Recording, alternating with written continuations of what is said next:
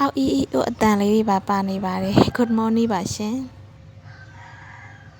Hello Foodie မွေးနေ့ကိတ်မန္တလေးမြို့ကဖြစ်ပါတယ်ခုလုပ်နေရလေးက6လက်မ site ကိတ်လေးပါเนาะ customer တွေကကိတ်မာဖို့အတွက်စုံစမ်းတဲ့အခါမှာပုံလေးပြပြီးတော့မှ6လက်မ site ပုံလေးပြပေးပါ8လက်မ site ပုံလေးပြပေးပါ10လက်မ site ပုံလေးပြပေးပါဆိုပြီးတော့မှပုံလေးတွေပြခိုင်းတတ်ကြပါတယ်ဒါပေမဲ့ကျွန်တော်တို့ကဓာတ်ပုံရိုက်တယ်ဆိုရင်အခြေအနေပေါ်မူတည်ပြီးတော့မှနီးရရင်နီးသလိုကြီးသွားတယ်ပေါ့เนาะဝေးရရင်သေးတယ်လို့ထင်သွားရပါတယ်အကြောင်းမို့ပုံကြည့်ပြီးတော့ပေါ့เนาะ site ကိုတော့အတိအကျခံမှန်းလို့မရပါဘူးရှင်ကိုယ့်အိမ်မှာရှိတဲ့ပစ္စည်းတစ်ခုပေါ့နော်6လက်မပုံလေးကိုသိကျင်နေဆိုကိုယ့်အိမ်မှာရှိတဲ့အိုးခွက်